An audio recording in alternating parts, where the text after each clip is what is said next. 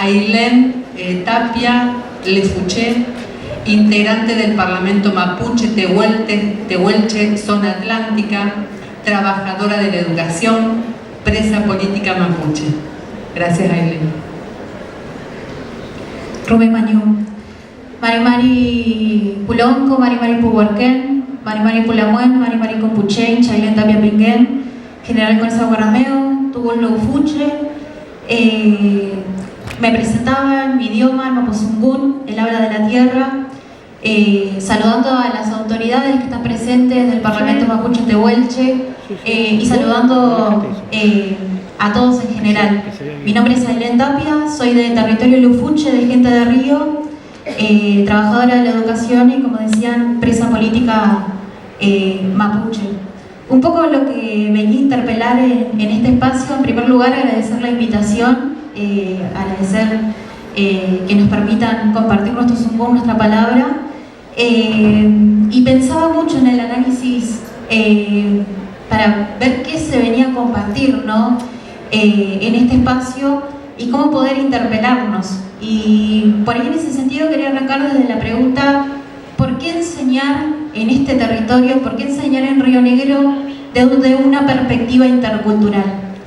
¿No? Y creo que en ese sentido también nos lleva a recorrer la historia de la educación argentina en el territorio y sobre todo también en la Patagonia, ¿no? Un territorio el cual hubo muchísima resistencia por parte de las comunidades y por lo cual el Estado argentino avanza posteriormente y en el cual también la educación tuvo un rol central, ¿no? Cuando pensamos en la conformación del Estado argentino a través de un genocidio fundante de ese Estado argentino, la educación tuvo un rol y ese rol fue un rol civilizatorio, un rol de homogenización del pensamiento, donde se establecían escuelas hogares, donde está en la memoria emotiva de nuestros abuelos el recordar cómo a muchos de ellos de esos campos de concentración los iban separando, las familias eran separadas y los niños, las infancias mapuches, tehuelches terminaban en esos espacios que lo que hacían era homogeneizar su pensamiento, borrarle su cultura, su idioma, sus creencias,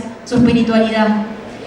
Y cuando analizamos todo este recorrido y todos los cambios que hemos tenido a través de los años en la educación, podemos ver que a partir de la reforma del 94 y con el reconocimiento a través de la Constitución de nuestra preexistencia dentro de los estados, empezamos a tener un cambio también con el cambio de la ley de patronato, con la implementación de la 26, ya mucho más adelante, en el año 2006, de la 26206, empezamos a tener un cambio de paradigma, ¿no? Primero, las infancias, nuestros estudiantes, pensados desde el lugar de la tutela del Estado y pensados desde un lado de no replantearse, ¿no? Pensando primero en un modelo civilizatorio, después en un modelo mercantilista, ¿no? De la dictadura, hablaban recién del menemismo, y tuvo una intencionalidad, la educación siempre tuvo una intencionalidad. Con la modificación de la ley, con la implementación, perdón, de la ley 26.206, lo que nos viene a interpelar es otro modelo de educación, donde concebimos a nuestros estudiantes como sujetos de derecho y donde concebimos también a la educación como un espacio de construcción ciudadana y una construcción que tiene que ser pensada y contextualizada en el territorio. Y en ese sentido también, y con la reforma del 94 y estas modificaciones que se vienen haciendo de reconocer nuestra preexistencia de nuestro territorio y por ende a nuestros lamien dentro de estas instituciones, es también que viene la ley 4.418 que se reglamenta en el 2001, pero se termina implementando también en el 2006, se termina implementando posteriormente, es la Ley de Educación Intercultural, que muchas veces se toma solamente desde una perspectiva de pensar el idioma, ¿no? Enseñar el idioma. Aún así, pensando que hoy estamos en ese contexto político en el cual el rol de la educación está planteado en estos términos, nos encontramos con una resistencia enorme dentro de las instituciones para abordar una educación intercultural, por diferentes motivos, ¿no? Algunos nos dicen que no se sienten preparados para poder trabajar interculturalidad, otros se niegan totalmente, otros por omisión, porque no dan tiempo, por la precarización laboral. Son muchos los discursos que surgen en torno a este tema y muchas veces es volver a replantearnos cuál es el rol que tiene la educación en este territorio. Y en ese sentido vuelvo a esa pregunta: ¿por qué enseñar desde un enfoque intercultural en este territorio? ¿Por qué este territorio es territorio ancestral de las comunidades mapuches tehuelches?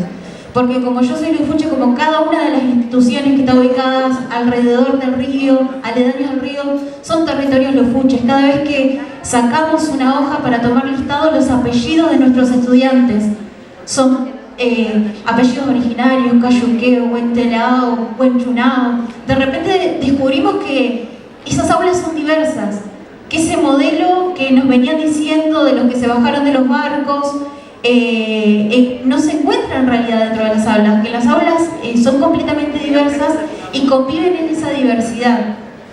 Y además porque está estipulado como pensándola sobre todo desde el derecho a la identidad, ¿no? Que es ratificado por el Acuerdo 169 de la OIT y que es ratificado desde que se nos reconoce dentro de la Constitución, pero al mismo tiempo pensándola, contextualizándola en territorio. Vivimos en un territorio que constantemente nos persigue, que constantemente tenemos causas por diferentes motivos que tienen que ver con la consolidación de este Estado, y creo que hoy en la anterior mesa se puso muchísimo en debate de qué es la democracia y qué implica la democracia, ¿no? Y por acción y omisión estamos garantizando o coartando el derecho de nuestros estudiantes, pero también de nosotros como parte de este territorio.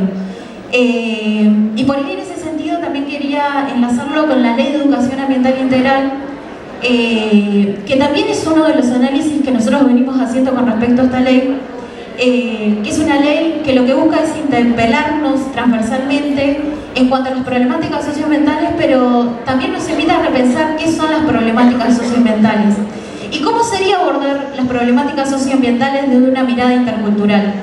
Y en este sentido hay un montón de aspectos que vemos que se terminan reproduciendo dentro de las aulas y que lo hacen en términos coloniales. Como por ejemplo, hay un discurso que se repite mucho, que tiene que ver con un discurso ecofascista, en el cual se habla de que el problema es la humanidad. Debería desaparecer toda la humanidad porque la naturaleza se va a regenerar sola.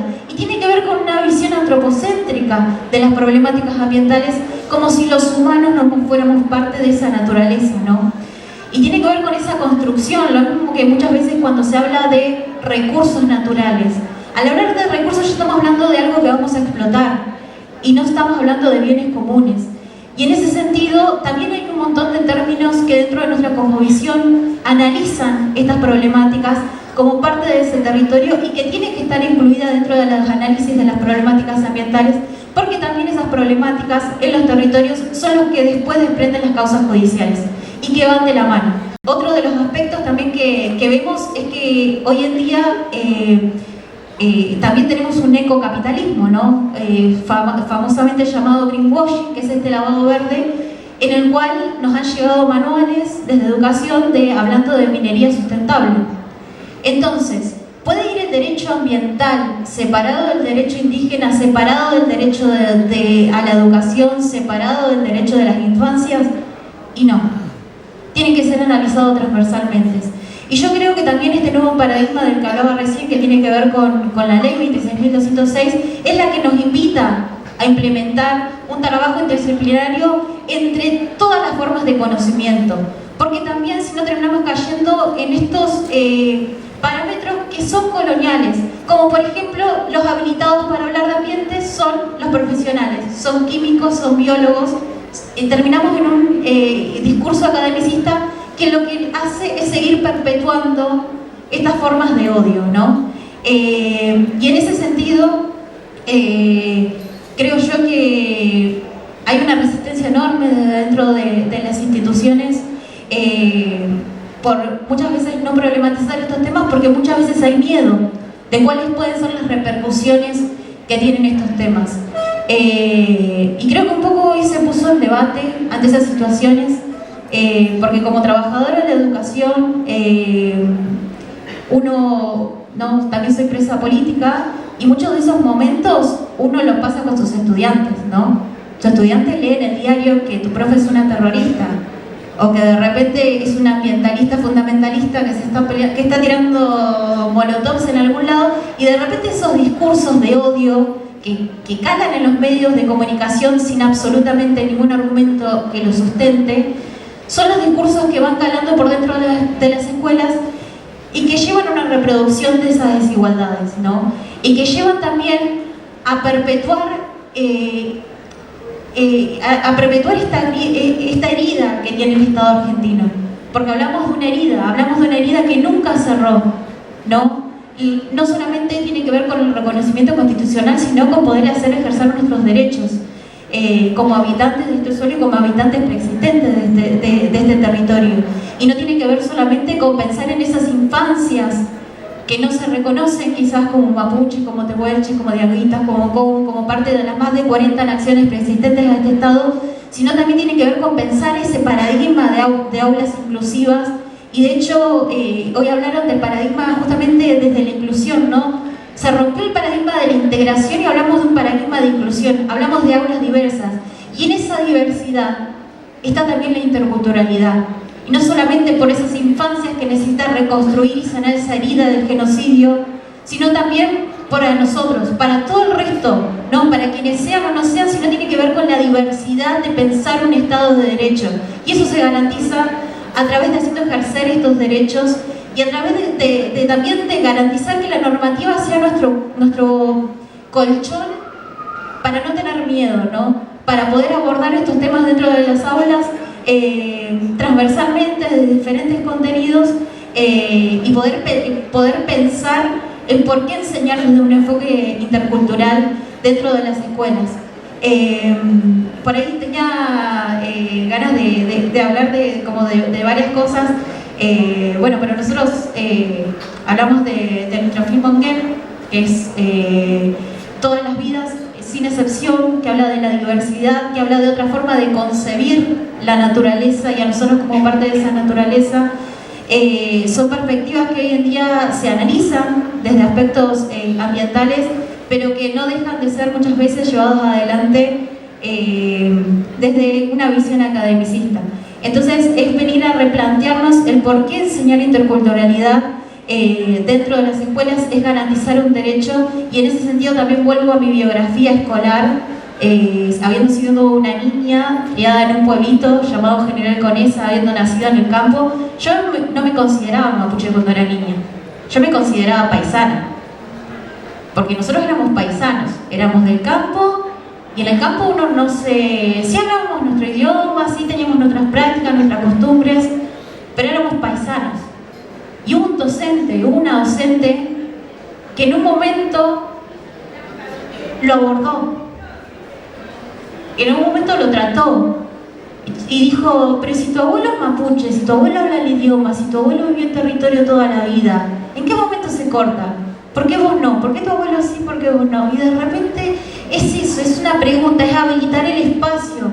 Ese espacio que siempre estaba habilitado para la vergüenza, para la discriminación, para el miedo, para uno llamarse, porque siempre fuimos los indios, los paisanos, no los atrasados. Entonces, está en nosotros, creo yo, ¿no? Y en pensar acá, en cada uno de los que estamos acá, si podemos habilitar esos espacios como una forma de garantizar derechos. Rubén Manu.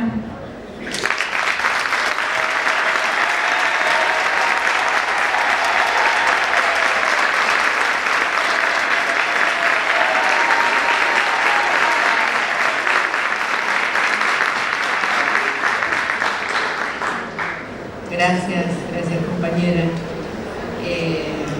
Bueno, es difícil seguir, ¿no? Pero gracias, retomo tan fuerte lo que vos hablas de las identidades, de la identidad, porque atraviesa toda la mesa también. Le voy a presentar ahora a Liliana Maltz. Liliana es licenciada en Ciencias de la Educación, psicóloga social, diplomada superior y especialista en gestión y conducción del sistema educativo y sus instituciones, diplomada en Ciencias Sociales con mención en psicoanálisis y prácticas socioeducativas, capacitadora y asesora externa en instituciones públicas y privadas, en temas referidos obviamente a la educación sexual integral y el vínculo familias-escuelas, docente en diferentes postítulos y especializaciones, integrante del colectivo X+ESI, autoras de diversas publicaciones y artículos sobre ESI y los libros Conversaciones con la ESI. Bueno, todos de no de lucro. Bueno, Liliana, te doy la palabra y gracias por estar acá.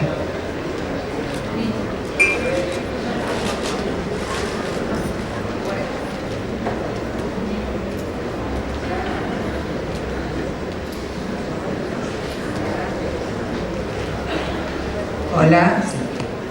Bueno, la verdad que sí, hermosa tu exposición. Es un honor y un gran orgullo estar en este congreso. Digo, con este frío, nada mejor que cuerpos juntos y amuchados, más allá del calor que viene de las estufas, hay algo del calor de los cuerpos presentes que nos abrigan en tiempos tan desangelados. Y es un honor y una emoción enorme participar de una mesa que sí tiene que ver con la identidad, con una compañera mapuche, con un nieto recuperado, con la ESI, que también es la herramienta que tenemos en las escuelas para defender las identidades de todas las personas. Así que realmente estoy muy emocionada y muy feliz de poder formar parte de este congreso. Yo pensaba en el título de la mesa, ¿no? Vigencia de la legislación educativa como garante de derechos. Y me parece interesante interpelarlo. ¿En qué sentido? Por lo menos respecto de la ESI es una ley, todavía, es un derecho, es una obligación, pero no es suficiente, no es garantía de derechos que sea una ley. Porque es necesario, pero no es suficiente. Y de hecho lo estamos viendo porque la ESI se está desfinanciando, porque bajaron los materiales a los cuales se podía acceder gratuitamente, con lo cual la excusa de recortar el presupuesto ni siquiera existía. Rompieron y cerraron programas. No hace poquito el decreto 436 derogó la ley 27234, que es la ley por la cual en todas las escuelas de todo el país, de todos los niveles, por lo menos una vez por año debía sostenerse las jornadas Educar en Igualdad para prevenir la violencia de género. Los golpes son enormes y es muy difícil sostener la ESI cuando la ESI no es política pública. Entonces, que haya una ley es necesario, pero tenemos que pensar que no alcanza y que así como los derechos se conquistan en la calle, hoy los tenemos que garantizar y sostener también en la calle. Me parece que esto es fundamental, no quedarnos tranquilos que hay una legislación que nos avala, que nos acompaña. Y creo que también es importante en este contexto, volvemos a la época pre-ley, ¿no? Donde quienes estamos convencidos de que la ESI es necesaria, no necesitábamos un marco legal. Pero para quienes no están convencidos que no exista la obligatoriedad de dar las jornadas o no puedan bajar fácilmente los programas, más lo compartía la compañera, el miedo que hoy existe en las instituciones es una traba. Entonces me parece fundamental juntarnos y pensar estrategias para pensar cómo sostenemos la ESI en un contexto tan complejo. Hay una frase que yo tomo en el último libro, Conversaciones, de Franco Berardi, que dice: ¿cómo construir posibilidades de intercambio que reactiven la ternura, el reconocimiento y la circulación afectiva y discursiva? ¿Cómo construir espacios de trabajo creativo en los pliegues de la vida precarizada, ¿no? Es muy difícil en el contexto de precarización que estamos viviendo, sentir este espacio para la creatividad y el espacio para el deseo, que es vital. Y hay una poesía de Humberto Pegoraro, que leo 2 estrofas, que me gustan mucho, que dice: cuanto más hilos se trenzan, más hermoso es el diseño, reflejando los colores que pintan el universo. La belleza de la trama le viene de lo complejo. Hay que inaugurar talleres donde viva lo diverso, refugios de la esperanza, lugares de nacimiento, donde nadie quede afuera de la fiesta y el encuentro. Y yo creo que hoy tenemos una gran tarea y a la vez un gran desafío, que es de hacer de las escuelas espacios de la esperanza donde nadie quede afuera de la fiesta y del encuentro y donde viva lo diverso. Y tomo acá también las palabras, que esto tiene que ver con la educación intercultural, tiene que ver con la inclusión, tiene que ver con la defensa de nuestra memoria, verdad y justicia. Ahora, ¿cómo hacemos de las escuelas espacios de la esperanza, donde nadie quede afuera, en un contexto que promueve el discurso del odio, que promueve la crueldad, que promueve la eliminación simbólica y real de quien piensa diferente de mí? ¿Cómo hacemos en las escuelas espacios de cuerpos presentes para trabajar con las diferencias, para poder conversar y disentir cuando nos subjetivan las redes, y esto lo vengo diciendo, y con quien no acordamos apretamos el dedito y desaparece, entre comillas, de nuestra vida? Entonces vamos conformando burbujas identitarias donde pensamos que todos pensamos parecidos, donde eliminamos a quien difiere, donde además, acostumbrándonos no solo en las redes, sino también en relación al celular, a pedir permiso para hablar, o por el WhatsApp que vamos acelerando las llamadas. ¿Cómo hacemos para conversar con quien tenemos a alguien enfrente que no podemos ponerle el botoncito para que hable rápido, para que hable despacio? No podemos eliminar a la familia con la que no nos bancamos, no se pueden eliminar entre los chicos, que están al lado del otro y que no acuerdan. Porque además nos acostumbramos a que hay solo dos opciones, like y no like, ¿no? Un binarismo absoluto. ¿Cómo generamos matices? ¿Cómo generamos encuentros? ¿Cómo generamos darle lugar a lo diverso en medio de burbujas identitarias que nos crea el algoritmo y lo otro queda afuera, ¿no? No quiero vender espejitos de colores, pero por eso estoy cada vez más convencida que la educación sexual integral no es solamente una ley, nos podemos, mucho menos bajo este gobierno, apoyar en que es una vigencia, está vigente esta ley. Tenemos que convencernos y convencer a las familias y a nuestros estudiantes que la ESI es necesaria para poder aprender a convivir con las diferencias, porque la ESI interpela el concepto de diferencia. Nosotros, no es que nosotros somos los normales y la otra persona es la diferente. Los normales somos las personas blancas que tenemos dos piernas y dos brazos, que tenemos una pareja heterosexual, que tenemos las 4 comidas diarias, y los otros, ¿no? Este es un concepto fundamental que tenemos y que por eso molesta tanto sostener desde la ESI. Todos somos diversos, la diversidad es constitutiva de la vida. ¿Y por qué molesta la ESI? ¿Por qué nos dice que adoctrina, que baja ideología de género? Porque la ESI viene a abrir una pregunta, y donde nos decían que era normal baños de nenas, baños de varones, hablar en masculino, cuerpos blancos y los otros, la ESI viene a decir, esto no es normal. Este es un proceso de naturalización que esconde relaciones de poder que necesitamos visibilizarlas, barajar y dar de nuevo. Y muchas y muchos docentes, antes de la ley, daban ESI, porque una docente que te abre a vos esa pregunta y que te conecta con tu propia historia y que te dice, no, ¿cómo paisana? Vos tenés una historia, tenés una identidad. Eso es una intervención ESI. La intervención ESI no es solamente las que leemos en los cuadernillos y que nos dicen cómo hacer. Son intervenciones que desnaturalizan los mandatos, que desnaturalizan las relaciones de poder, que nos permiten pensar en un tiempo que creemos que pensamos porque leemos 2 frases que nos dice TikTok o Instagram porque tiene que ser cortito y creemos que estamos informados porque leemos eso, donde el pensamiento complejo ya devino en una utopía, ¿no? Entonces, una intervención es una intervención que en este contexto nos invita a reflexionar sobre lo dado, a interpelar lo hegemónico, a preguntarnos por la identidad.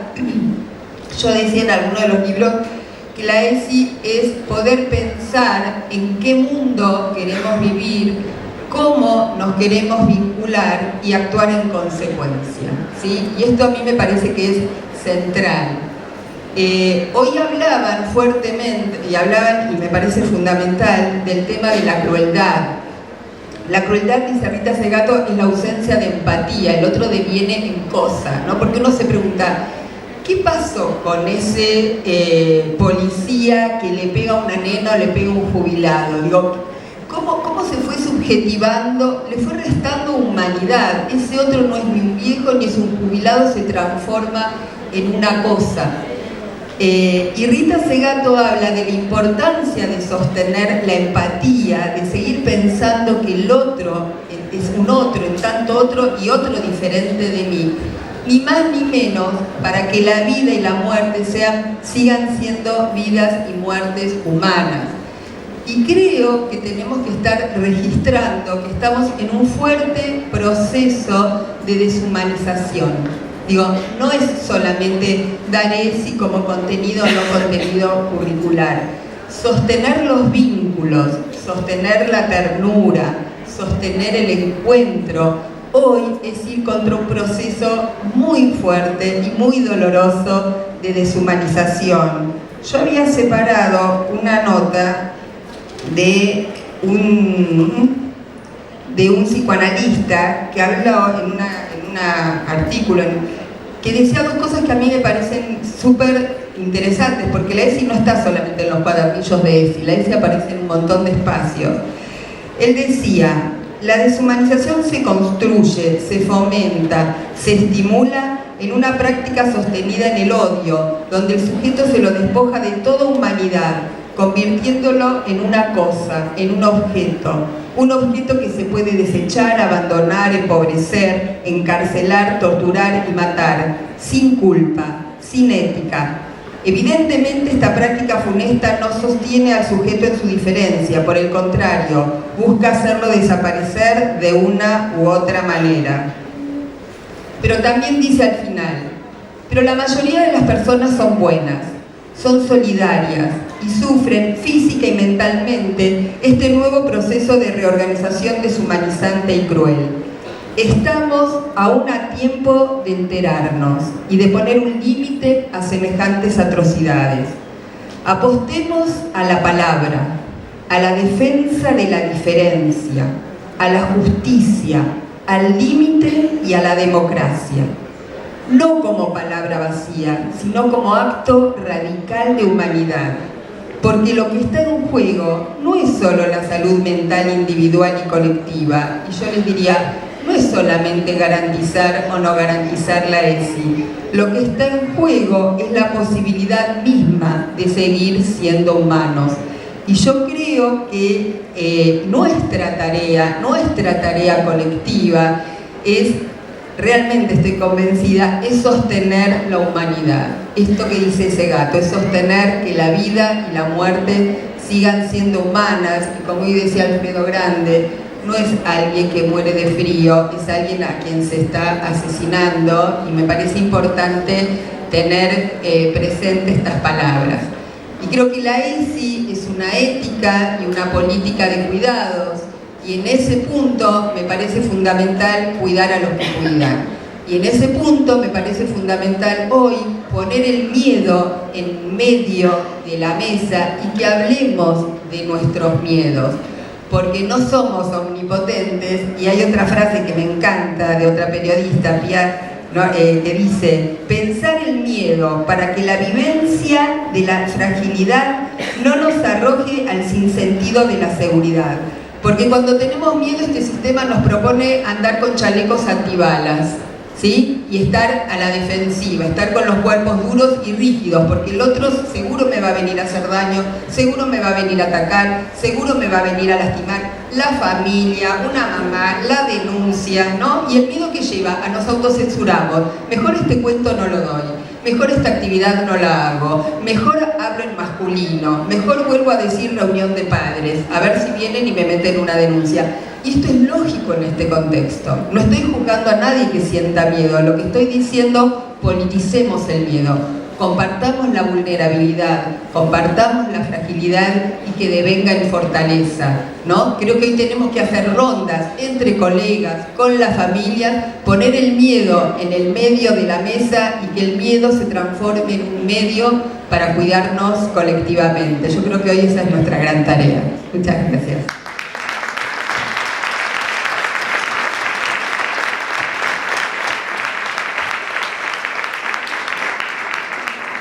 Gracias, Liliana. Bueno, tanto para decirte que nos pondríamos en un debate ahora mismo, así que pasamos a los compañeros y después nos damos un ratito para unas preguntas, un debate. Vamos a presentar, que ya Vivi los invitó a la mesa, a Daniel Santucho Navajas, nieto 133, restituido por la incansable búsqueda de abuelas, militante de derechos humanos. Y Miguel Tano Santucho, integrante de organización Abuelas de Plaza de Mayo, militante de derechos humanos.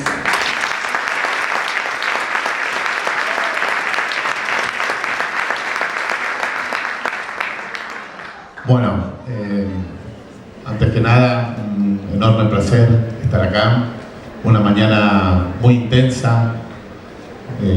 Encima no tuvimos el recreíto que por ahí nos podía servir a mantener un poco de lucidez a esta altura de la reunión, pero tendría muchas cosas que decir.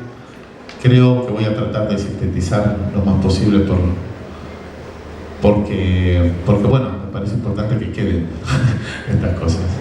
En primer lugar, empiezo por engancharme con lo que recién hablamos y del miedo y de lo que estamos viviendo hoy, porque bueno, yo soy integrante de Abuelas de Plaza de Mayo, soy parte de esa generación que viene, digamos, a darle un recambio generacional a nuestras abuelas y que se juntaron justamente en un momento de mucho miedo, que necesitaron juntarse, que necesitaron que su búsqueda y su lucha dejara de ser individual para que tuviera alguna incidencia, se hizo totalmente colectiva, que tuvieron una gran riqueza, y esa riqueza era su heterogeneidad, era que todas eran distintas, muchas venían de lugares de trabajo, de formación, de estatus social, de religiones, toda la heterogeneidad que ustedes pueden imaginar.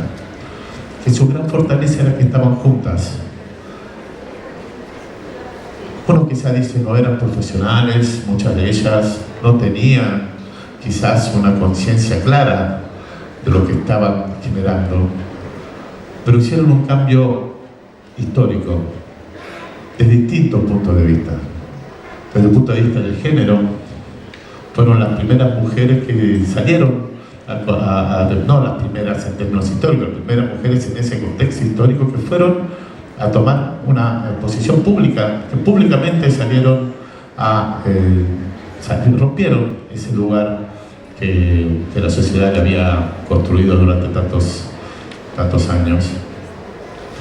Y también enfrentaron ese miedo del que hablábamos, porque sí tenían miedo. Y sin embargo sentían que peor iban a ser si no lo enfrentaban, y que la única forma era del brazo, todas juntas.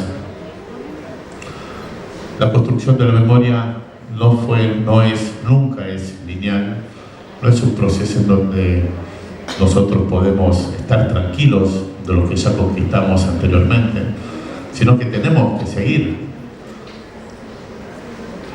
legitimando, peleando, haciendo valer nuestras conquistas y defendiéndolas, y que sobre todo no es algo que se queda móvil en el tiempo, se resignifica todo el tiempo. Nosotros desde Abuelas tenemos un objetivo muy claro, que siempre decimos, que es seguir encontrando a nuestros hermanos. Todavía quedan 300 hombres y mujeres que no saben su verdadera identidad. Pero a esos hombres y mujeres se les suman sus hijos y sus hijas. Ahora hay 2 generaciones que siguen apropiadas, que siguen sin conocer su verdadera identidad y con centenares de familias que lo siguen buscando. Pero esa búsqueda dejó de ser individual hace rato. Hoy en día está basada en el colectivo de todos y todas nosotros y nosotras. Yo tuve la suerte, el privilegio quizás en una época que no, quizás parece que es tiene no solo es negativo ser privilegiados, a veces el privilegio es una forma de sentir mucha suerte, ¿no? Porque yo tuve el privilegio de encontrar a mi hermano hace menos de 2 años, pronto van a ser 2 años. Pero no lo encontré yo, mejor dicho, él nos encontró a nosotros. Pero eso se debió a una búsqueda de toda o gran parte de la sociedad que apoyó, que reprodujo, que sintió.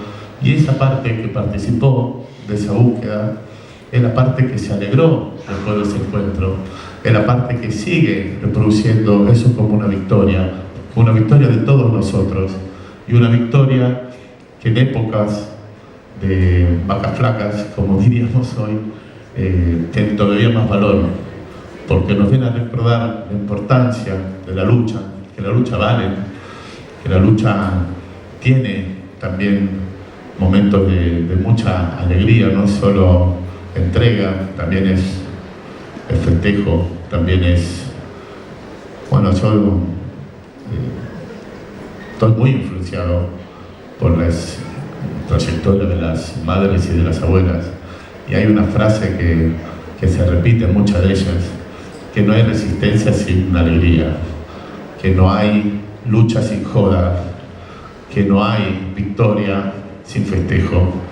Y nosotros vaya que estamos festejando todavía, vaya que sí, y creo que nos excede muchísimo todo esto, porque realmente somos una parte, nada más, somos el reflejo de una historia que empezó antes de nosotros, que sigue hoy en una multitud, en una colectividad cada vez más estrecha, y que seguramente, y estamos planeando, y por eso también estoy acá hablando, que tiene que tener un futuro, y ustedes son una herramienta fundamental para ese paso, porque esas juventudes, esas con las que ustedes conviven todos los días, son nuestra apuesta a que se siga sosteniendo y vislumbrando este derecho no solo a la identidad, a la verdad, a la memoria, porque hay un tema que para mí es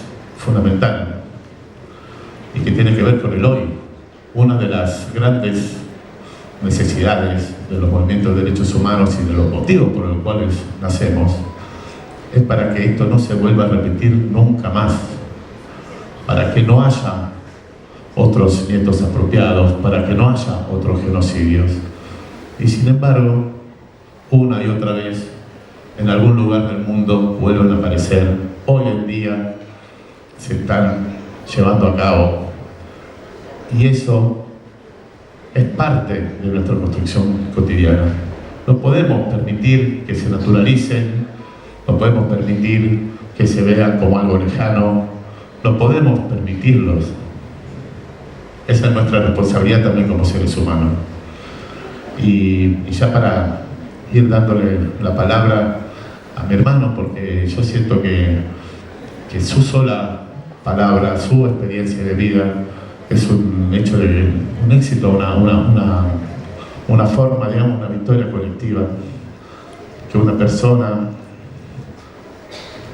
nacida en un centro clandestino, criada por un integrante de esos grupos de tareas de la dictadura, haya hecho un recorrido como el que hizo él, que relató en el libro que vamos a presentar hoy a la tarde, tiene un gran valor político, social, simbólico y real. Y a veces son historias individuales las que resumen construcciones colectivas, grandes éxitos Y eso es lo que de alguna manera siento que hoy podemos aportar desde nuestro lugar y que espero que ustedes puedan valorar y llevar a sus aulas, porque seguimos buscando, porque seguimos pensando que los valores de memoria, verdad y justicia son los valores que queremos para seguir educando a nuestros hijos y conviviendo en un estado de derecho real, y porque sentimos que hoy es muy peligroso los discursos de odio, la legitimación de la violencia y de los genocidios, porque sabemos que puede volver a suceder y estamos acá para intentar que se impedirlo. Nada más.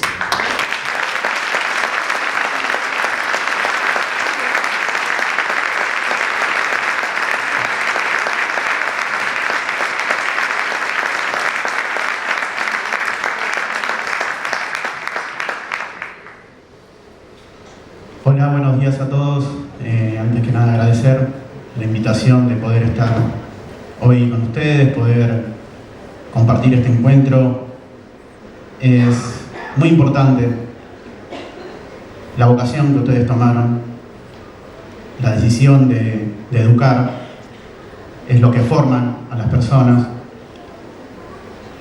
Mi niñez, mi adolescencia, el tema de la dictadura no se hablaba, o muy poco, prácticamente nada. Entonces, mi visión era lo que se hablaba en la casa donde crecí, en la cual se defendía a los militares, se reivindicaba la dictadura, se insultaba a las madres y a las abuelas de Plaza de Mayo. Recién entrando a mi adolescencia y después de ver una película que se llama La Noche de los Lápices, que es una historia real, que cuenta lo que fue el secuestro, la tortura y la desaparición de adolescentes, me hizo entender que me podía haber pasado a mí y que lo que se hablaba en esa casa no era lo que había pasado. Recién a mis 21 años yo pude empezar a dudar. Después de que muriera quien quería a mi madre, al poco tiempo quien creía mi papá formó una nueva pareja, y eso le cayó muy mal a mi hermana de crianza, una hermana 20 años más grande que yo, quien me pidió que fuera a su casa, que quería hablar conmigo, y junto con su marido me plantean las dudas que ellos tenían, diciéndome que creían que estas personas no eran mis padres y que me habían mentido toda la vida. Yo le pedí alguna prueba de esto, me dice que no tenía mucho más para decirme, que ella no vivía en la provincia de Buenos Aires cuando ellos se apropian de mí, sino que vivía en la provincia de Misiones con su marido, y cuando vuelve encuentra un nene entre 2 y 3 años, y que lo que más le llamaba la atención era la edad de quien cría a mi madre, que tenía 50 años.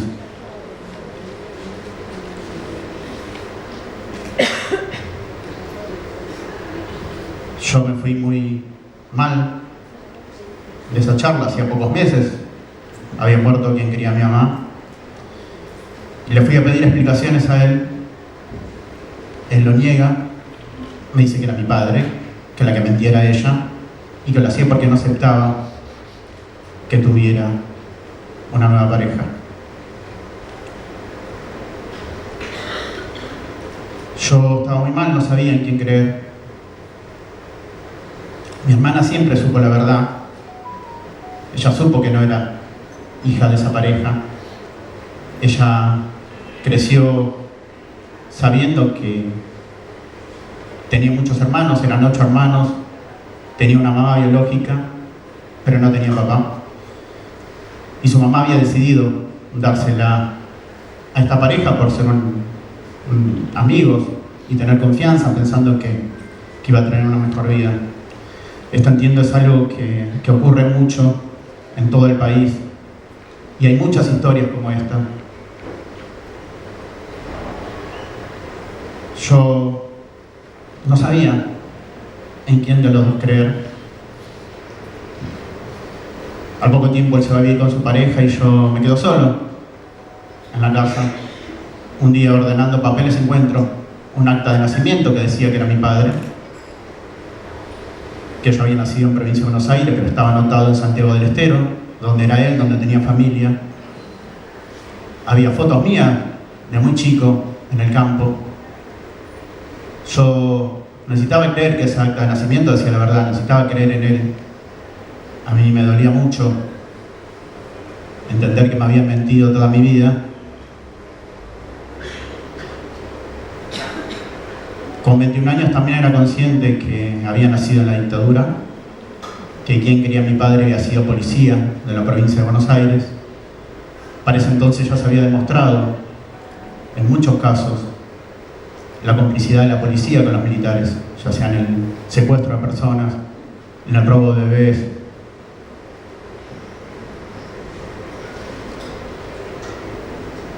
Tener presente que mi fecha de cumpleaños era el 24 de marzo, también era algo que me empezó a molestar, me hacía pensar mucho. Yo traté de seguir mi vida, pero cada 24 de marzo era que todo esto vuelva a mi cabeza, no tener la seguridad si esa persona realmente era mi papá o no. Poco tiempo después me puse de novio con quien fue la mamá de mis hijas, y le cuento esto, que ella pudiera entender por qué yo, teniendo una hermana, la había dejado de ver, y ella me venía a visitar. Y en ese momento, quien era mi novia me dice que fuéramos a Abuela de Plaza de Mayo, que pidiéramos ayuda, que ella me acompañaba. Y yo le decía que no, que yo no tenía dudas, que yo creía en él, que había un acta de nacimiento que decía que era mi padre. Yo interiormente lo que sentía era mucho miedo de descubrir la verdad, que toda mi vida había sido una mentira, y sentía mucha culpa. Culpa de que él fuera preso. Yo entendía que si pedía ayuda, si denunciaba, él podía ir preso, porque robar un bebé, apropiarse de un bebé es un delito. Y también tenía culpa pensando, ¿y si me equivoco? ¿Y si realmente es mi papá? ¿Cómo me iba a perdonar eso? Fue vivir muchos años con eso. Yo ser padre de 2 nenas, ir al registro civil, darles el apellido y sentir que había algo mal. En el cuerpo sentía eso. Pero no fue algo que pude resolver recién terminando la pandemia, cuando él enviudó por segunda vez y se pelea con la familia de su mujer, vuelve a su casa y empieza a visitarlo más seguido. Para esos años yo me había separado de la mamá de mis hijas y él me pide ayuda, me dice que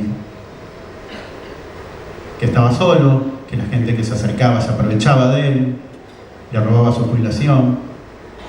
Sentí el compromiso de acompañarlo, de no dejarlo solo. Y en esa convivencia, ya como un adulto, me di cuenta que él era una mala persona, que manipulaba, que mentía, que cuando yo me iba a trabajar era él quien hacía pasar a la casa a las personas que abusaba. Los vecinos me alertaban, me decían que tuviera cuidado, que entraba gente y salía todo el día. Fue a empezar a enfrentarlo, a decirle que por qué hacía esto, para qué me pedía ayuda. Él lo negaba, decía que los que mentían eran los vecinos. Esto se convirtió en discusiones todos los días y me hacía dar cuenta, ¿no?, que si mentía en estas cosas, ¿por qué no podía mentir en cosas más graves? Al mismo tiempo no podía llevar a mis hijas a su casa, él no quería visitas, y eso era algo que a mí me dolía mucho, me lastimaba. El poder estar con mis hijas era llevarme a una plaza o ir a tomar un helado y después tener que llevar de vuelta con la mamá. Entendí que necesitaba ayuda, empecé a hacer terapia y eso me ayudó. Me ayudó a poder enfrentarlo. Mi psicóloga me hizo entender que nadie me iba a traer la verdad, que la verdad la tenía que salir a buscar yo, pero que no se la tenía que pedir, sino le tenía que exigir la verdad. Fue así que cada discusión que había en la casa era terminar a los gritos diciéndole que cuántos años más me iba a seguir mintiendo, que me dijera si realmente era mi papá o no. Él se ponía muy nervioso, no me hablaba, se escapaba de la situación, iba a su habitación, se acostaba, se tapaba hasta la cabeza sin hablar. Y esto me hacía entender que me estaba ocultando la verdad. Ya la convivencia era imposible, hasta que un día decide hablar conmigo y me dice que en realidad él se había separado de quien yo creía mi mamá, que ella lo había dejado por otro hombre y que un tiempo después vuelve con un bebé. Yo lo miro y le digo, hace 20 años que te pedí la verdad, tuviste 20 años para decirme esto, ¿por qué no lo hiciste? Se queda callado, no sabía qué responder, y ahí me di cuenta que me seguía mintiendo, que tapaba una mentira con otra mentira y que nunca me iba a decir la verdad. Tomé la decisión de irme de su casa. Al poco tiempo pude alquilar un lugar, pasar tiempo con mis hijas. Eso fue en febrero del 2023 y para marzo tomé la decisión de acercarme a abuelas de Plaza de Mayo y pedir ayuda, plantear las dudas que tenía. Me escucharon, me aconsejaron. Una de las cosas que me piden es que trate de hablar con mi hermana de crianza. Tal vez haya algún dato que no me haya dicho y que podía ayudar en la investigación. Y otra cosa que podía hacer es ir al lugar donde me habían bautizado, que en varios casos de los nietos y nietas que ya habían recuperado su identidad habían elegido como padrino de bautismo a la persona que había entregado el bebé, como en forma de agradecimiento. A mí me costaba mucho volver a hablar con mi hermana, hacía más de 20 años que yo no le hablaba. Así que tomé la decisión de ir a la parroquia donde sabía que me habían bautizado y pedir información. Me presenté con mi documento, buscan el libro de actas y me transcriben todo en una hoja. Yo lo leo recién cuando llego a mi casa buscando el nombre de quienes habían sido mis padrinos, porque yo nunca más los había visto. Y cuando sigo leyendo veo que dice bautizado 19 de marzo, fecha de nacimiento 24 de marzo de 1977.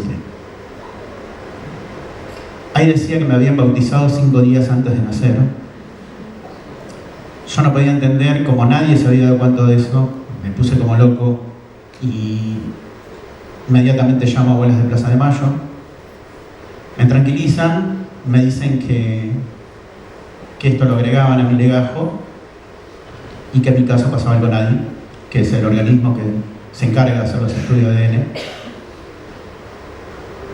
de tomar las muestras de las personas que dudan de su identidad y compararlas con las muestras de sangre de la familia que están buscando. Pasaron 2 semanas de esto, yo estaba en mi trabajo anterior, en un mayorista, me empieza a sonar el teléfono, todos los números desconocidos hasta que atiendo una de las llamadas. Era una sobrina de corazón, una de las hijas de mi hermana de crianza, que me dice que quien creía mi padre los había ido a visitar, que se había descompuesto y que lo estaban llevando a una guardia. Me pedía que fuera. Yo le digo que no podía, que estaba trabajando, que no quería ir. Y me dice, pero es tu papá, tenés que venir. Y yo le dije, ustedes saben que no es mi papá, así que no me pidas que haga algo que yo no quiero. Sorprendida me corta y un par de días después me escribe, empezamos a hablar de esto. Yo le cuento la mentira que me dice él y esta chica me dice, mira, mi mamá me dijo otra cosa, me dijo que no eran tus papás y que te mintieron siempre. Yo le pido ayuda, le digo si es que ella podía hablar con su mamá o con algún familiar, algún tío, alguna tía, teniendo en cuenta las cercanías de la familia, al punto que habían dado una nena, ¿no?, a esta pareja. Ya me dice que sí, que me iba a ayudar, y a la semana siguiente me llama, me dice que la madre no quiso hablar del tema con ella, pero que sí pudo hablar con uno de sus tíos. Este señor tenía 12 años cuando yo nací, y estando de visita con su familia en la casa de mis apropiadores, escucho cuando dos policías le dicen a mi apropiador, que también era policía: quédate tranquilo que te vamos a conseguir un bebé. Con ese testimonio para mí ya estaba todo más que claro. Fue dar aviso a abuelas, dar aviso al CONADI, con quien ya estaba en contacto, y 3 días después se comunican del CONADI conmigo para darme la fecha para ir a hacerme el estudio de ADN. Eso fue un 28 de abril del 2023. El fin de semana previo a ir a hacer el estudio yo pude estar con mis hijas y hablar de esto con ellas. En ese momento Camila tenía 13 años y Milagros 8 años. Fue decirles que mi papá no era mi papá, que me había acercado a abuelas de Plaza de Mayo a pedir ayuda y que tenía que hacerme el estudio de ADN y explicarle. Yo muchas veces pensé qué pasaría por las cabecitas de ellas, ¿no? Cami con 13 años estaba viendo en el colegio los 40 años de democracia, lo que fue la última dictadura militar, el daño que causó, la lucha de las madres, de las abuelas, que su papá le plantee esto, el que existiera la posibilidad de formar parte de eso. Lo primero que me pregunta Cami es si teníamos una familia, y yo no le podía decir que sí, porque no lo sabía, porque no quería ilusionarla, no me quería ilusionar yo. Entendía que era muy difícil, que habían pasado muchos años, pero sí le dije que iba a hacer todo lo posible para saber la verdad, para llegar a la verdad. Y entendiendo que esa verdad ya no era solo para mí, sino también para mi hija, porque ella también estaba creciendo en la mentira, llevando un apellido que no era el verdadero y la imagen de un abuelo que no lo era. Cuando me fui a hacer el estudio, doy la muestra de sangre y me explican que el resultado iba a tardar 3 meses, que me quedara tranquilo que se iban a comunicar conmigo, si el que diera positivo o negativo me iban a avisar. Esos 3 meses fueron muy difíciles para mí, porque por un lado no me quería ilusionar, pero pensaba en tener un hermano o una hermana que me estuviera esperando. Hermanito me tocó. Por otra parte,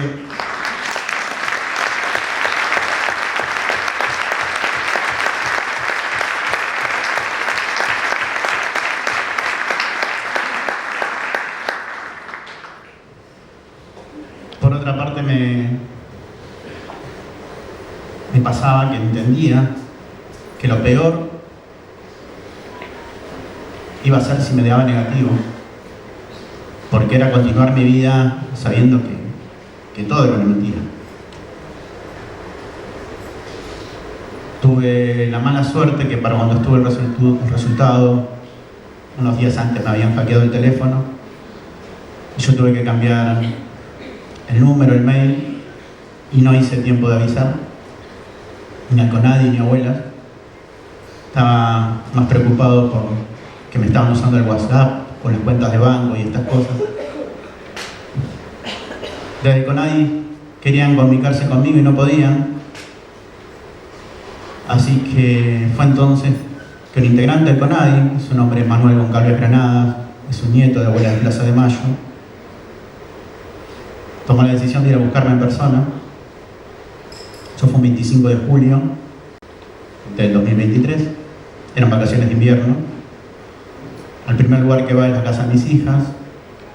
La mamá de las nenas había ido a trabajar, así que él llamó y no salió nadie. Siguiente domicilio que va es la casa de mi apropiador. Él ve a un hombre, una persona mayor, intuye que podía ser mi apropiador. Le pregunta a las personas que vivían con él por mí, que eran las mismas que mi apropiador acusaba, que le robaban. No sabían decirle nada, así que fue el último domicilio que tenía, que era el mayorista, donde yo trabajaba. Cuando llegué Manuel, él tenía mi fotografía, pero se dan cuenta que los empleados estamos todos vestidos de azul. Así que tuve que buscarme uno por uno hasta que me encuentra. Cuando me ve, se acerca y me dice: hola Dani, buen día. Yo lo quedo mirando pensando que era un cliente, le digo: hola, buen día. Me dice, vengo por un trámite que hiciste. Yo no entendía de qué me estaba hablando. Le digo, mirá, estoy ocupado, estoy atendiendo a unos clientes, cuando termino hablamos. Me queda esperando unos 10-15 minutos en la playa de estacionamiento, hacía un frío esa mañana. Cuando salgo, me dice que él venía del CONADI. Yo me quería morir. Digo, ¿cómo lo hago esperar al flaco este? Le pido disculpas. Le digo que me esperara, que yo ya terminaba de trabajar. Ese día trabajaba hasta las 12 del mediodía. Me dice que está bien, pero que necesitaba hablar conmigo, que me esperaba en la estación de servicio que estaba enfrente, si tomábamos un café y charlábamos.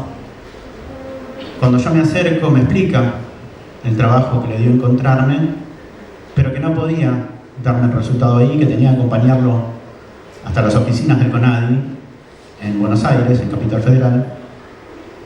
Y yo le digo que no podía. Me dice, ¿cómo no podés? Digo, no puedo. Es el cumple de mi hija. Ese día Mili cumplía 9 años y yo le había prometido regalarle una torta, la torta del cumpleaños. Ella es hincha de Boca Juniors y yo le había mandado a hacer la torta en forma de la bombonera y yo no llegaba, o sea, me quedaba muy lejos, ir a Capital, volver, no llegaba al cumple, llegaba muy tarde y yo no le podía fallar a mi hija. Entendía la importancia, pero le pedí por favor que me esperara hasta el día siguiente. No le queda otra. Esa tarde, cuando voy al cumple, es Camila, la mayor, la de 13 años, que me pregunta quién era esa persona que me había estado buscando a la mañana. Y yo le digo que era alguien que trabajaba en CONADI. Me dice, ¿pero qué? ¿Trabajan abuelas? Sí, le digo yo, trabajan abuelas. ¿Y qué te dijo? Me pregunta. Le digo, nada, todavía nada, tenemos que esperar hasta mañana. Y él me pide por favor que le avise, ni bien yo tenga el resultado que le avisara. Obvio que le digo que sí. Yo esa noche no pude dormir. Entendía que si me fueron a buscar es porque había dado positivo. Pero la ansiedad de saber con qué me iba a encontrar, si es que iba a haber alguien o no, no me dejó dormir. La mañana temprano, cuando estoy en la oficina, llego a la oficina y me recibe Manuel, junto con Claudia, la hija de Estela de Carlotto, presidenta de Abuelas de Plaza de Mayo. Entre los dos me dan la noticia, me dicen que dio positivo, que no había margen de error porque mi sangre se comparó con la de papá y que mi apellido era Santucho. Después de eso me empiezan a mostrar fotos.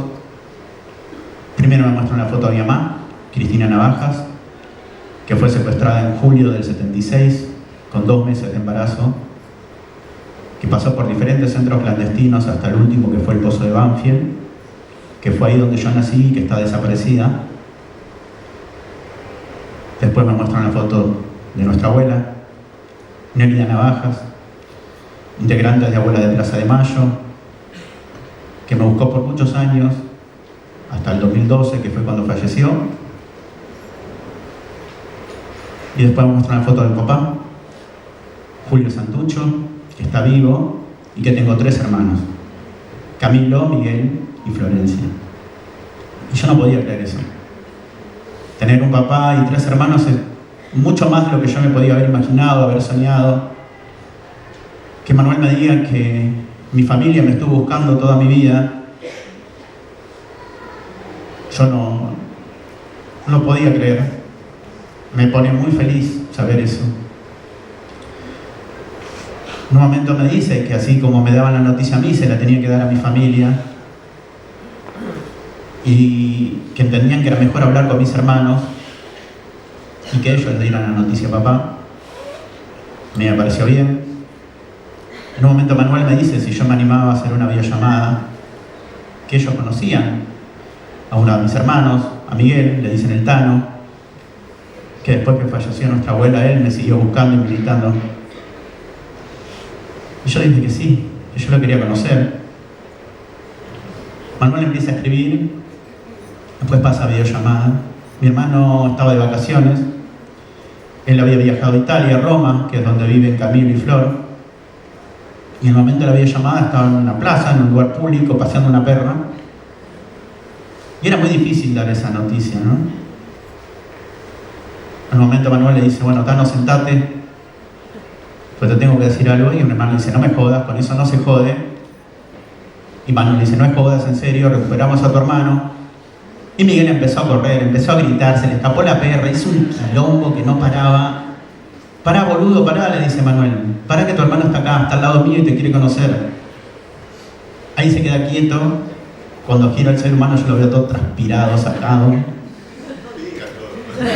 que es así, tengo que graficarlo, si no, no. Y yo le digo gracias por seguir buscando, por no bajar los brazos, por ser el legado de la abuela. Y nos pusimos a llorar, todos. Fue muy emotivo, muy fuerte ese momento. El Tano se pone contento cuando se entera que una de sus sobrinas es de Boca igual que él. Y quedamos en hacer otra videollamada ese mismo día, tarde en Argentina, noche en Italia, con mis 3 hermanos. Yo no podía creerlo. Cuando me conecto a la videollamada y veo a mis 3 hermanos juntos, sentir que era ahí, que ese era mi lugar, que siempre tuve que haber estado con ellos. Y Flor que lloraba y se reía y volvía a llorar. Vernos parecidos. Darme cuenta que nuestra hermana mayor se llama Camilo, que yo a mi hija le puse Camila. Con mamá teníamos una lista de nombres y yo siempre estaba Camila, Camila, Camila, hasta que le quedó. Y entiendo que es algo que me transmitió mamá estando en la panza, ese nombre. No le encuentro otro sentido, otra explicación.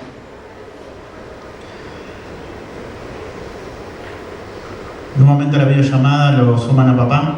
Era la primera vez que yo veía a mi viejo. Y cuando aparece le digo, hola, papá.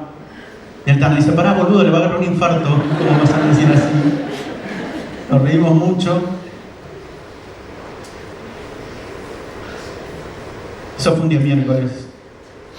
Y un día viernes, 28 de julio del 2023, pude conocerlos en persona. A papá y al Tano, Camilo y Flor, por trabajo y compromiso, nos pudieron viajar. Y yo me acuerdo que me pasé a buscar a Manuel en su auto. Él vive a 10 minutos de mi casa. Yo iba muy nervioso, muy ansioso, y Manu me iba calmando, me decía, tranqui, no pasa nada, es algo íntimo, algo familiar. Cuando llego a la Exesma, la casa de la identidad, me avisan que mi familia estaba en un salón esperándome. Yo me acerco, en un momento se abre la puerta y sale el Tano. Y nos damos un abrazo muy fuerte, muy lindo. Cuando entro al salón veo que está lleno de gente. Yo no entendía nada. Una de las primeras personas que veo es Estela de Carlotto. La abuela muy emocionada me abraza, me felicita. Se me empieza a acercar las personas llorando, abrazándome, felicitándome. Me dicen, soy tu primo, soy tu prima. Somos 24 primos. Muchos estaban con sus hijos, con sus familias. Se me seguía acercando gente llorando. Me abrazaba y me decía, yo no soy familia. Y yo no entendía, como alguien que no era familia, que no me conocía, se podía poner así, se podía emocionar tanto. Me dicen, yo estoy buscando a mi hermano, o yo estoy buscando a mi hermana, y que vos aparezcas nos da fuerza, nos da esperanza. Y yo los abrazaba y me ponía a llorar con ellos. Yo nunca había recibido tanto cariño como ese día y desde ese día hasta hoy. Ese festejo, ese encuentro duró un montón, hasta la noche, con papá, con el Tano, con los primos. Y al día siguiente fui a la casa de mis hijas y poder darles la noticia. Le pedí a la mamá que me acompañara, que entendía que solo no iba a poder. fue decirles que habíamos recuperado nuestra identidad, que teníamos una familia, que nuestro apellido era Santucho. Y me llevé todo, yo el informe, las fotos, todo lo que me dieron en CONADI, y empecé a mostrarle las fotos. A mí me emociona mucho recordar a mi mamá, poder transmitirle el orgullo que yo siento a mis hijas. Entender que mamá llevó adelante un embarazo en las peores condiciones que puede estar un ser humano, pasando hambre, frío, recibiendo torturas, o hasta pudo haber sido violada, y así todo ella luchó para que su bebé naciera. Ella dio su vida para que yo naciera.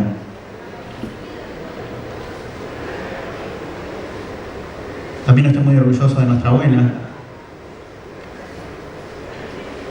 La abuela Nélida me buscó sin saber si yo había nacido o no.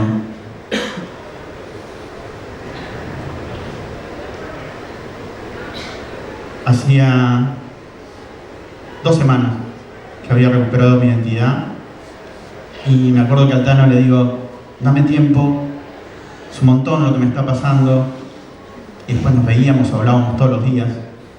No podíamos parar de contarnos cosas, de querer compartir momentos. Una tarde, de la nada, me manda por WhatsApp un trabajo de unos chicos de un colegio primario, chicos entre 9 y 10 años, que habían trabajado sobre un libro de cuentos de Abuelas de Plaza de Mayo, y habían elegido el cuento de la abuela Nélida, de nuestra abuela. Ese cuento cuenta que mi abuela me festejaba los cumples todos los 14 de febrero, sin saber si yo había nacido o no. Ella preparaba una torta de ricota con chip de chocolate, me festejaba el cumple y al día siguiente iba a la casa de abuelas y lo compartía con las demás abuelas. Yo no tenía idea de esa historia, no podía creer con el amor que me buscó mi abuela. Ver el afiche con el dibujo de la torta, la foto de los chicos, me puse a llorar. Como un desgraciado, no podía parar de llorar. En un momento tomo un poco de aire, le mando un audio a mi hermano y le digo que era un pelotudo, porque no podía mandarme eso sin avisarme, sin prepararme. Esto se me ríe, me carga, me dice que era un tierno. Yo había tomado la decisión de llevar mi documento, la fecha del 14 de febrero como fecha de nacimiento, como lo soñaba mi abuela. Pero a la vez, también gracias al trabajo de la fiscal que mandó a peritar el libro de actas de la parroquia, se descubrió que estaba adulterado, que el 24 de marzo, claramente era la fecha que eligieron mis apropiadores para agradecer a los militares, entiendo yo.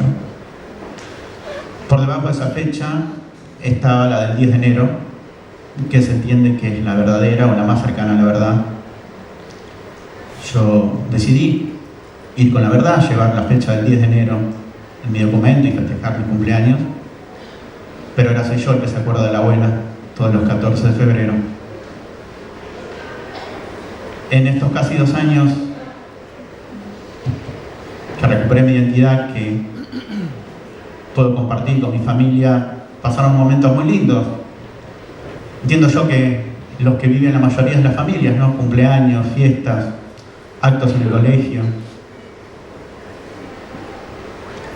Para mí fue una emoción muy grande. En un acto del colegio estar con papá, con Miguel, con Flor, con mi sobrino, nuestro sobrino Lauti, y que mi nena fue escolta de la bandera y que la nombren, que la llamen como Milagro Santucho, me causó mucha emoción. Una de las cosas más lindas tal vez que pasaron en este tiempo fue 2 semanas antes de que mis hijas pudieran tener su documento con la verdadera identidad. Fue Milagro, la más chica, con 9 años, que primero habla con la mamá, después viene a hablar conmigo y plantea el hecho de cuándo íbamos a dar una charla. Yo le digo, ¿qué charla? yo quiero dar una charla en el colegio, quiero contar quién sos vos, qué es lo que te pasó y por qué me voy a llamar Santucho. Yo le quedo mirando como diciendo, qué bueno, o sea que con 9 años quiere hacer eso, parecía un montón. Yo le dije que sí, pero que había que ir al colegio a hablar. Hablamos con la directora, con las señoritas, hubo un par de reuniones, se emocionaron, se pusieron muy felices, pero bueno, pasaron como 10 días y en el medio hubo un cumple de una amiguita y ella no se aguantó, empezó a contarlo. Cuando fuimos al colegio en la mitad del grado, sabía de qué se trataba esto. Fuimos con la mamá, estaba la directora, las señas, y empieza a hablar mi nena. Y dice, mi papá es el nieto número 133 de Abuela de Plaza de Mayo.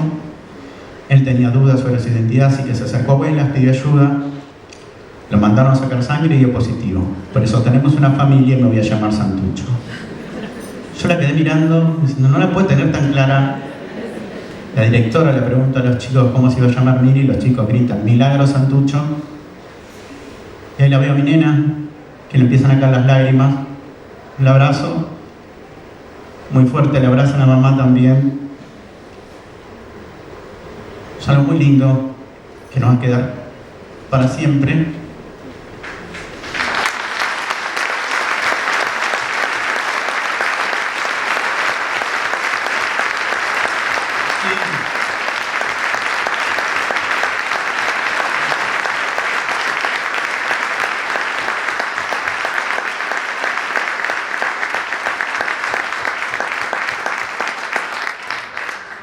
Esa valentía que vi en mi hija, entiendo que es la misma que tuvo nuestra mamá y la que tuvo nuestra abuela.